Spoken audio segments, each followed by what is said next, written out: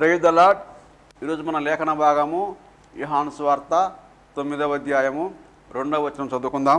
ఆయన శిష్యులు బోధకుడా, వీడు గ్రుడ్డివాడై పుట్టుటకు ఎవడు పాపం చేసెను, వీడా వీని కన్నవారా అని ఆయనను అడుగగా. ఆమేన్. దేవునికి స్తోత్రం. హల్లెలూయా, హల్లెలూయా, హల్లెలూయా. మీ అందరికీ ప్రత్యేకమైన వందనాలు తెలియజేస్తున్నాను. Good morning, have a nice day. ప్రభువునందు ప్రియమైనటువంటి నా సహోదరి సహోదరులారా, ఆత్మీయ తల్లులారా, తండ్రులారా,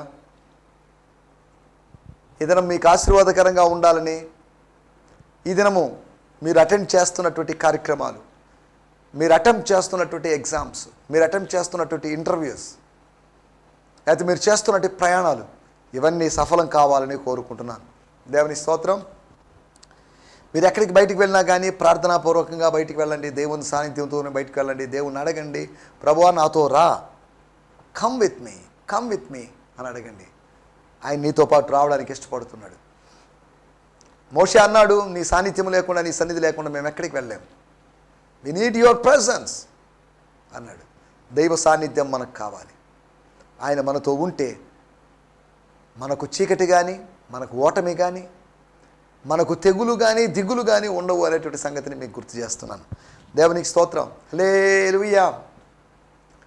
ఈ సమయంలో మనం దేవుని వాక్యాన్ని ధ్యానించుకుందాం. నిన్నటి ఎపిసోడ్లో, అనగా నిన్నటి ఉదయకాలము మనం 975వ ఎపిసోడ్లో మనం ఆలోచించినటువంటి విషయాలు.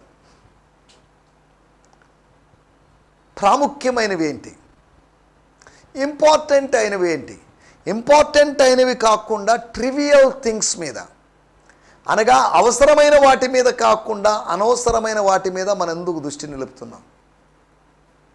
స్తోత్రం. హల్లెలూయా. మనం దేని మీద దృష్టి నిలుపుతున్నాం? ఫిలిప్పీ పత్రికలో మనకందరికీ తెలిసినటువంటి మాటే, 4వ అధ్యాయంలో పైన వచనాల్లో ఎల్లప్పుడూ సంతోషించండి, ప్రభువునందు ఆనందించండి అని చెప్పినటువంటి భక్తుడు లేదా దైవజనుడు చెప్తున్నటువంటి మాట చదువుదాం. నేను చదువుతున్నాను.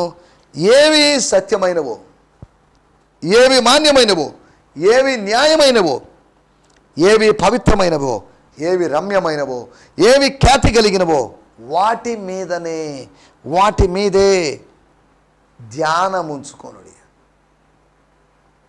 ధ్యాసను వాటి మీద ఉంచుకోండి. వేటి మీద?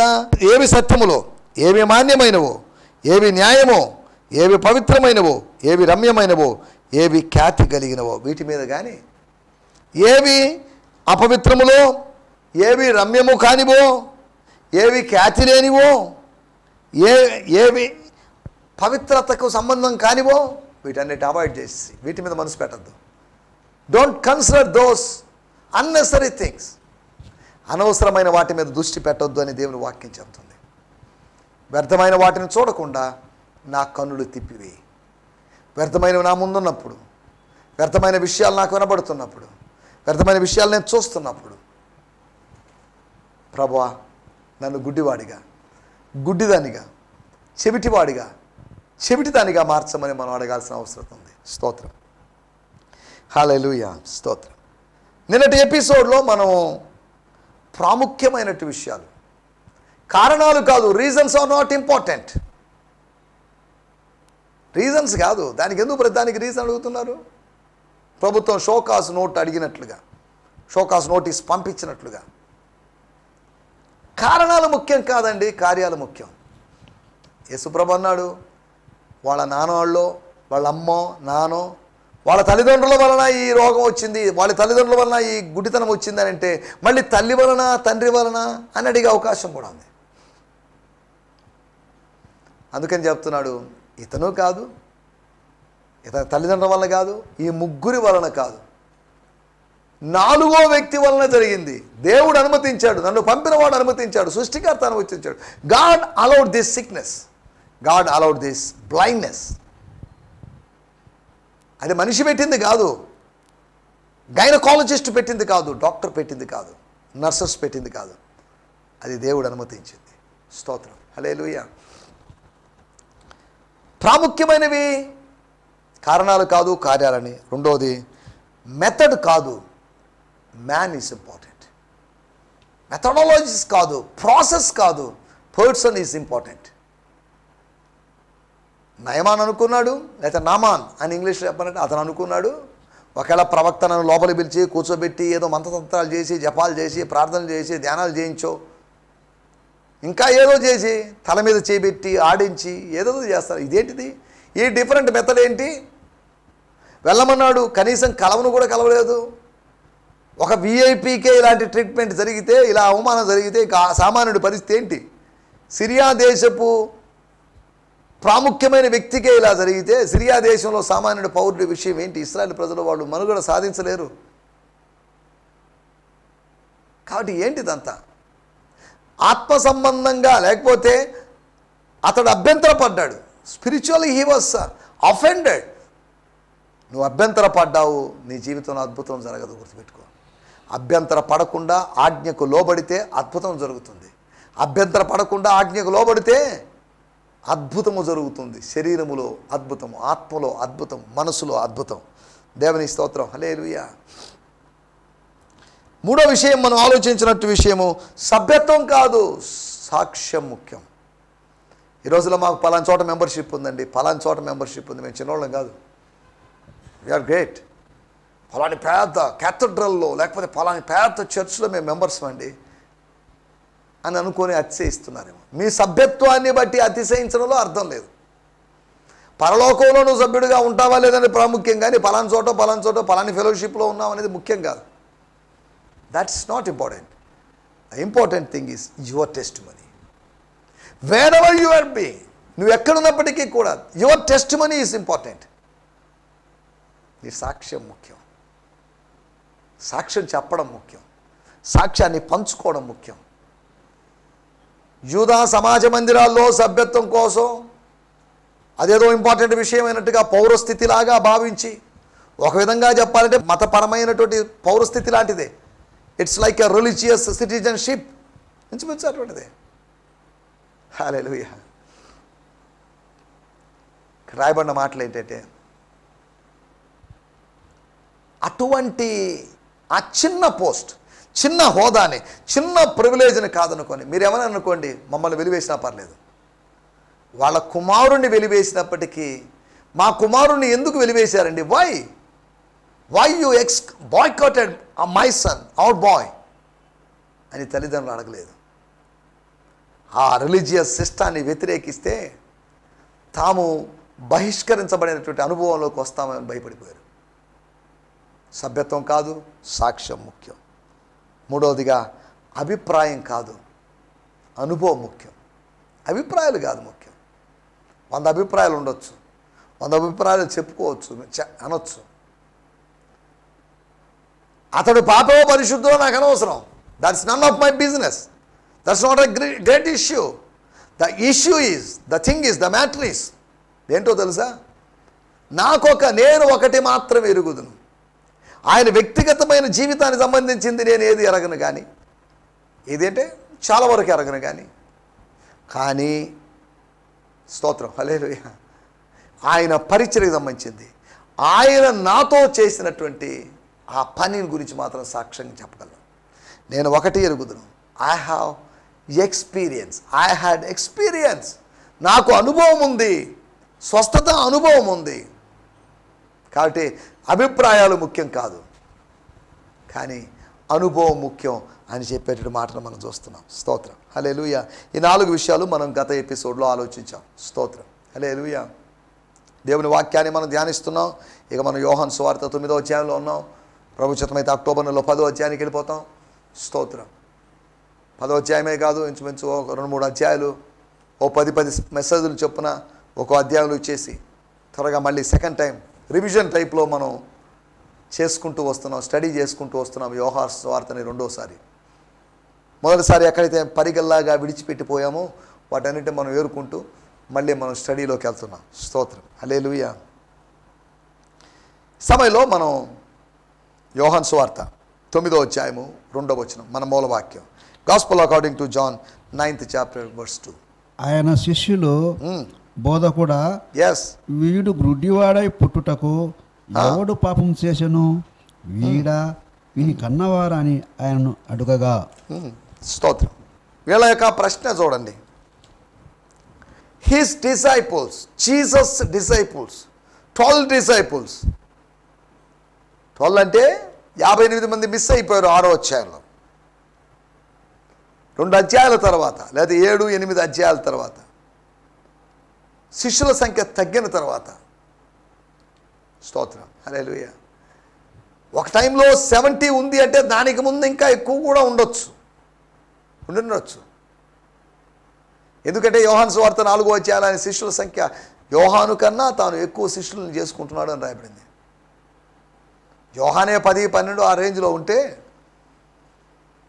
పాత నిబంధన కాలంలో ప్రవక్తల పాఠశాలలో 50 మంది చొప్పున ఉన్నట్టుగా చూస్తున్నాం మనం. ఒకవేళ వీళ్ళు అదే సిస్టాన్ని ఫాలో అయ్యారో లేదో మరి మనకు తెలియదు. స్తోత్రం. ఎందుకు చెప్తున్నా అంటే ఈ శిష్యులు మిస్ అయిపోయారు. వాళ్ళు అప్ అండ్ డౌన్ అవుతున్నారు, అది వేరే విషయం, మన దాంట్లోకి వెళ్ళలేదు. శిష్యుల సంఖ్య బహుగా విస్తరించిన అపోస్తుల కార్యములు 6వ అధ్యాయంలో మనం చూస్తున్నాం. 4 విషయాలు మీకు త్వరగా జ్ఞాపకం చేస్తాను. మన టైటిల్ వెనుకంజ వేసినటువంటి శిష్యులు, back slided disciples. They were back slided. Step down అని కాదు, స్టెప్ అప్ కాదు, స్టెప్ బ్యాక్, వెనక్కి వెళ్ళిపోయినటువంటి వాళ్ళు, వెనుకంజ వేసిన వాళ్ళు. వెనక్కి వెళ్ళిపోయిన వాళ్ళు ఉన్నారు, వెనకంజ వేసిన వాళ్ళు ఉన్నారు, వెనక్కి ముందుకు వెళ్ళకుండా మధ్యలో ఆగిపోయిన వాళ్ళు ఉన్నారు, ఉప్పు స్తంభాల్లాగా మారిపోయిన వాళ్ళు లాంటి వాళ్ళు, లేదా రాతిలాగా బీసుకొని పోయిన వాళ్ళు. స్తోత్రం హల్లెలూయా. అది ఇంకా చెప్పాలంటే లోతు భార్య యొక్క అభిషేకం పొందిన వాళ్ళు, నాబాలు యొక్క అభిషేకం పొందిన వాళ్ళు.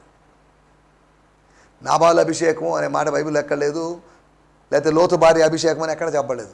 నాబాలు అభిషేకం అన్నా లోతు భార్య అభిషేకం అన్నా ఒకటే. మనం నిర్జీవులుగా మారడం, శిలలుగా మారడం, స్పందన లేని వాళ్ళుగా మారడం.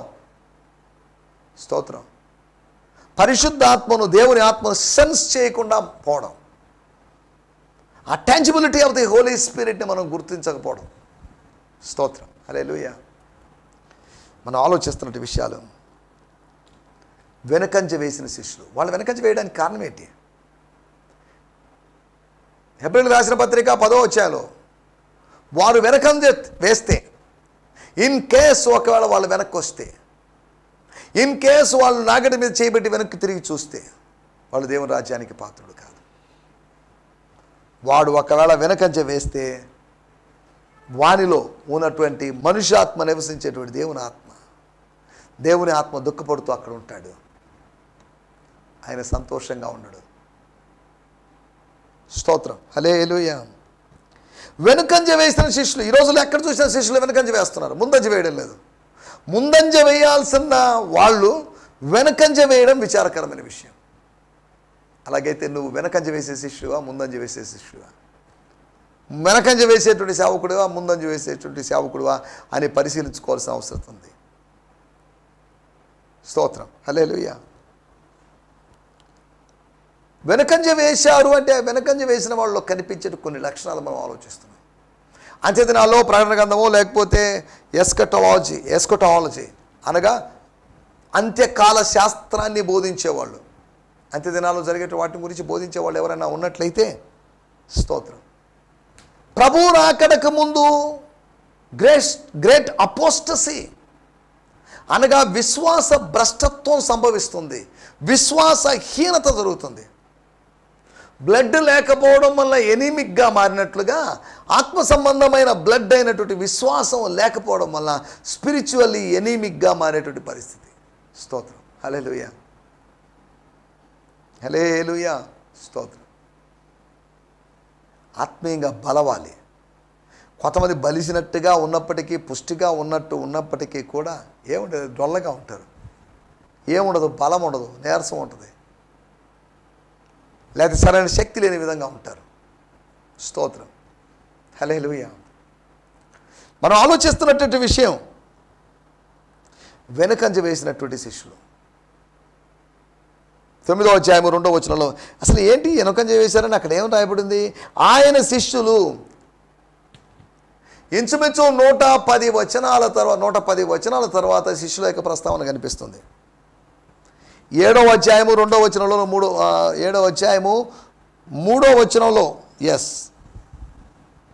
లేకపోతే మూడో వచనంలో కనిపిస్తున్నారు చివరిసారిగా. ఇంచుమించు 110 వచనాల్లో వాళ్ళు కనిపించలేదు. వాళ్ళు ఏమయ్యారు? 58 మంది వెళ్ళిపోయారు అనే దాని గురించి మనం బాధపడుతున్నామే, ఉన్నవాళ్ళు కూడా వెళ్ళిపోయినట్టుగా ఉంది. నేను అందుకని అప్పుడప్పుడు చెప్పేటట్టుగా చిన్న కుమారుడే కాదు పెద్ద కుమారుడు కూడా తప్పిపోయాడు. చిన్న కుమారుడు దూరదేశానికి వెళ్ళి తప్పాడు, పెద్ద కుమారుడు ఉన్న ఊర్లోనే ఉండి తప్పాడు. ఇద్దరే దొందే. స్తోత్రం. ఈ రోజుల్లో కూడా చాలామంది సీనియర్స్ అయినా జూనియర్స్ అయినా, క్రైస్తవ కుటుంబాల్లో బై బర్త్ జనరేషనల్గా క్రిస్టియన్స్ అయినా, లేకపోతే మధ్యలో కన్వర్ట్ అయినా కానీ ఇంచుమించు అందరూ ఒకేలాగా ఉన్నారు. స్తోత్రం. వెనుకంజ వేసేటువంటి అనుభవం శిష్యత్వంలో ఏమాత్రం ఉండకూడదు. జాన్ మార్క్ అనగా మారు పేరు కలిగినటువంటి యోహాన్ ఫస్ట్ మిషనరీ జర్నీలో కొద్ది దూరం ప్రయాణం చేసి ఎక్కువ దూరం కూడా ప్రయాణం చేయకుండా పౌలు విడిచిపెట్టిపోయినట్టుగా, పౌలు బర్నబాని విడిచిపెట్టిపోయినట్టుగా, తద్వారా నెక్స్ట్ టైం అతన్ని తీసుకోలేని పరిస్థితి ఏర్పడినట్లుగా, తర్వాత ఎప్పుడో చివరిని కలుసుకున్నట్టుగా మనం చూస్తున్నాం. స్తోత్రం. హల్లెలూయా. మనం ఆలోచిస్తున్న మాట శిష్యులు లాగా మనం ఎవరూ వెనుకంజ వేయడానికి లేదు. వెనుకంజ వేసిన శిష్యుల యొక్క నిజ స్వరూపం, వెనుకంజ వేసిన వాళ్ళు ఎలా ఉంటారు అనే దాని గురించి మనం ఆలోచించుకోబోతున్నాం. యోహాను సువార్త స్తోత్రం 8వ అధ్యాయము 57వ వచనం. నీకింకను ఏ 10 సంవత్సరములైనా లేవే, నీవు అబ్రహామును సూచితివా అని ఆయనతో చెప్పగా వాళ్ళు షాక్ అయిపోయారు, వాళ్ళు అమేజ్ అయిపోయారు. ఓ హలో, ఆ స్టేట్మెంట్ వెనక్కి తీసుకుంటావా? ఆ స్టేట్మెంట్కి వివరణ ఇస్తావా? నువ్వు అబ్రాహం కన్నా గొప్పవాడుగా, అబ్రాహం కన్నా ముందు పుట్టావా? అయినా అబ్రాహముని గురించి ఏదో నీ ఫ్రెండ్ అన్నట్టుగా, నీ బంధువు అన్నట్టుగా, ఒక విధంగా బంధువు అనుకోండి. స్తోత్రం. నువ్వేంటి ఇలా మాట్లాడుతున్నావు? 50 సంవత్సరాలు కూడా నీకు లేవే? 50 సంవత్సరాలు లేకపోతే నష్టం ఏంటి? 50 సంవత్సరాలు ఉంటేనే దేవ ప్రత్యక్షత కలుగుతుందా ఏంటి? 50 సంవత్సరాలు ఉంటేనే అబ్రహాముని గురించి అంటే సత్యాలు, ఆత్మీయ సత్యాలు తెలుస్తాయేంటి? స్తోత్రం. హల్లెలూయా. ఈ రోజులు ఏజ్కి లింక్ పెట్టి చెప్తారు. ఏజ్కి ఆత్మీయతకు సంబంధం లేదు. చిన్న పిల్లవాడు కూడా ఆత్మీయంగా బలంగా ఉండొచ్చు, పెద్దవాడు కూడా ఆత్మీయంగా పెలుసుగా ఉండిపోయేటువంటి అవకాశం ఉంది. స్తోత్రం. హల్లెలూయా. మనం ఆలోచిస్తున్న విషయాలు వెనుకంజ వేసినటువంటి శిష్యులు 8వ అధ్యాయం 57వ వచనంలో ఆత్మీయ సత్యాన్ని అర్థం చేసుకున్నటువంటి వారు, అపార్థం చేసుకున్నవాళ్ళు. యూదులు, శిష్యులు కూడా యూదులే, యూదుల నుంచి వేరైన వాళ్ళు కాదు. పస్కా పండగ, లేకపోతే పెంతెకోస్తు పండగ, మందిర ప్రతిష్ఠిత పండగ, కామన్గా వాళ్ళు ఏమీ చేస్తున్నారు. స్తోత్రం. ఒకటి మనం ఆలోచిస్తున్నట్టు విషయం, ఆత్మీయ సత్యాన్ని కాకపోతే తెగించి ప్రభువా దాని వివరణ ఇస్తావా? వాళ్ళు అడిగితేనే నువ్వు సరిగా చెప్పలేకపోయావేంటి? నీ ప్రశ్న, నీ మాట, నీ వ్యాఖ్య, లేదంటే నీ వివరణ వాళ్ళకి నచ్చలేదు, బాలేదు. అది అసలు మాకే నచ్చలేదండి. ఏంటి ఆ క్లెయిమ్స్ ఏంటి? ఆ చెప్పుకోవడం ఏంటి? అబ్రాహాము చూసావా నువ్వు? కల్లోనా? ఎలా చూస్తావు? నీకు ఆయనకి ఎన్నో సంవత్సరాల గ్యాప్ ఉందిగా, ఎలా చూస్తావు? ఇట్స్ నాట్ పాసిబుల్ అని అన్నట్టుగా వాళ్ళు అనుకోవచ్చు. స్తోత్రం. మొట్టమొదటి విషయం, స్తోత్రం. హల్లెలూయా. ఆత్మీయ సత్యాన్ని గుర్తించకుండా ఉన్నారు, వాళ్ళు వెనకంజ వేస్తారు. కొన్ని సత్యాలను అర్థం చేసుకోవడం లేదు. ఏదో ఆదివారం వచ్చి కాసేపు వింటున్నారు, వెళ్ళిపోతున్నారు. వాళ్ళు కావలసిన రిసీవ్ చేసుకోవడం లేదు. కావలసిన వాళ్ళకి లోపలికి వెళ్ళి ఆత్మలోకి వెళ్ళేది శక్తిగా మారడం లేదు. స్తోత్రం. యోహాను సువార్త 9వ అధ్యాయము 2వ వచనం. రెండో విషయాన్ని నేను మీకు జ్ఞాపకం చేస్తాను. 9వ అధ్యాయము 2వ వచనం. స్తోత్రం. ఆయన శిష్యులు బోధకుడా, వీడు గుడ్డివాడై పుట్టకు ఎవడు పాపం చేశాను, ఎవడు పాపం చేసిన కన్నవారా అని ఆయన అడగగా, ఈ ప్రశ్న చాలా కష్టమైన ప్రశ్న అండి. నేను ఆన్సర్ ఇవ్వలేనని యేసుప్రభువు లేదు. That's a simple question. ఆయన 1000 ప్రశ్నలు వేస్తే యోబు ఒకటి కూడా చెప్పలేకపోయాడట. అంటే దాని అర్థం మానవుడి ముందు లేకపోతే దేవుని ముందు మానవ జ్ఞానం దేనికి పనికి రాకుండా పోతుంది, నిర్వీర్యం అవుతుందని గుర్తు చేసుకోవడానికి. అనవసరమైన ప్రశ్నలు, అనవసరమైన వివరాలు రాబట్టుకోవడం, అక్కడ విషయాలు ఇక్కడికి, ఇక్కడ విషయాలు ఇక్కడ, చాడీ కోరు జీవితాలు చాలామంది చేస్తున్నారు. వద్దు, మనకొద్దు, ఇవన్నీ వదిలేస్తా, వదిలిని పట్టించుకోవద్దు. These are not important. స్తోత్రం. పేతురు అడిగాడు, ప్రభా వీడి సంగతి ఏంటి? ఎవరి సంగతి? 24 గంటలు నిన్ను ఆనుకొని కూర్చొని, నీ రొమ్మును ఆనుకొని కూర్చోన్నాడు కదా, ఆ రోజే నీవు చనిపోయిన తర్వాత నుంచి 3 రోజులు బాగా దిగులు పెట్టేసుకున్నాడు, బెంగ పెట్టేసుకున్నాడు, వీడేమవుతాడేమో అనుకున్నాం అన్నట్టుగా మాట్లాడవచ్చు. కానీ ఇప్పుడు ఈ 40 రోజులు బాగానే ఉన్నాడు, వీడి సంగతి ఏంటి? అప్పుడు యేసు ప్రభు ఆయనని గద్దించాడు. స్తోత్రం, స్తోత్రం, హల్లెలూయా. రెండో విషయాన్ని మనం ఆలోచిస్తున్నాం, అనవసరమైన ప్రశ్న. అనవసరమైన ప్రశ్నలు వేసి కాలాన్ని మనం వ్యర్థపుచ్చుకున్నాం. అనవసరమైన ప్రశ్నలు వేసి మన అవివేకాన్ని బయటపెట్టుకుంటున్నాం. వీడి తల్లి, అవును వాడే అనుకుందాం, మీరేం చేయగలరు? వాడి తల్లిదండ్రులు అనుకుందాం, మీరేం చేయగలరు? లేకపోతే ఇంకెవరో అయ్యుండొచ్చు. అలా తెలుసుకొని మీరేమి సాధించగలరు? స్తోత్రం, హల్లెలూయా. ఒకటి, ఆత్మీయ సత్యం అపార్థం చేసుకోవడం వలన స్తోత్రం వెనుకంజ వేస్తున్నారు శిష్యులు. అంతేకాకుండా అనవసరమైన ప్రశ్నలు వేయడం. స్తోత్రం, హల్లెలూయా. అనవసరమైన ప్రశ్నలు వద్దు. అసలు ప్రశ్న అడగొద్దని కాదు, ప్రశ్నలు అడగాలి. అనవసరమైన ప్రశ్నను వేసిన వాళ్ళు వెనుకంజ వేశారు. వాళ్ళలో చలదనం పెరిగిపోతుంది, వెచ్చదనం పెరగడం లేదు. కాబట్టి యేసు ప్రభు చెప్తున్నట్టు మాటలు, మీరు ఏమడుగుతున్నారు? ఏంటి question? What is silly question మీరు అడుగుతుంది అన్నట్లుగా ప్రభు వ్యవహరించాడు. యోహాను సువార్త 9వ అధ్యాయం 3-4 వచనాలు మనం గమనించినట్లయితే, యేసు వీడైనను వీని కన్నవారైనను పాపం చేయలేదు, కానీ దేవుని క్రియలు వీని యందు ప్రత్యక్షపరచబట్టకే వీడు గుడ్డివాడుగా పుట్టెను. చాలండి. 9వ అధ్యాయము 3-41 వచనాల వరకు భాగాలు చూసుకుంటే అన్ని చూసుకునే అవకాశం లేదు. మళ్ళీ తర్వాత 10వ అధ్యాయంలో శిష్యులు ఉన్నారా అంటే 10వ అధ్యాయంలో యూదులు అనే ప్రస్తావన కనిపిస్తుంది. తర్వాత 11వ అధ్యాయంలో శిష్యుల యొక్క ప్రస్తావన. మళ్ళా ఇంచుమించు 70 వచనాల తర్వాత శిష్యులు అదృశ్యం అయిపోయారు, జంప్ అయిపోయారు. ఎందుకు వెళ్ళారో మనకు తెలియదు. వేరు భౌతికమైన కారణాల బట్టి వాళ్ళు వెళ్ళిపోయిండొచ్చు. స్తోత్రం, హల్లెలూయా. వెనుకంజ వేసిన శిష్యులు, అది మనం ఆలోచిస్తున్న విషయం. ఆత్మీయ సత్యాన్ని అర్థం చేసుకోలేని వాళ్ళు, అనవసరమైన ప్రశ్నలు వేసేవాళ్ళు. మూడోది, మౌనము వహించిన వారు. మాట్లాడాల్సిన సందర్భంలో మాట్లాడకుండా, మనకెందుకులేండి అవన్నీ అనవసరమైన విషయాలు అన్నట్టుగా. వారి గురువు మీద దాడి జరుగుతున్నప్పుడు, వారి గురువును పట్టుకొని పోతున్నప్పుడు శిష్యులు ఏం చేయాలి? వారిని వదిలేసేయండి, నన్ను పట్టుకోండి, ఆయనకు బదులు మమ్మల్ని పట్టుకోవాల్సింది పోయి మౌనంగా ఉన్నటువంటి సందర్భం. వాళ్ళ యొక్క మౌనం, శిష్యుల యొక్క మౌనం చేతగానితనాన్ని చూపిస్తుంది. అవును, స్తోత్రం. వెనుకంజ వేసిన శిష్యుడిగా శిష్యురాలుగా ఉండడానికి వీలేదు. మౌనము వహించిన వారు, మాట్లాడలేక కానీ కావాలి, వాళ్ళు వాగుడుకాయలాగా మాట్లాడగలరు, నాన్ స్టాప్గా మాట్లాడగలరు. స్తోత్రం. మనం ఆలోచిస్తున్నట్టు విషయం. 4వ విషయం, యోహాను సువార్త 10వ అధ్యాయము 19-21 వచనాలు. యోహాను సువార్త 10వ అధ్యాయము 19-21 వచనాలు.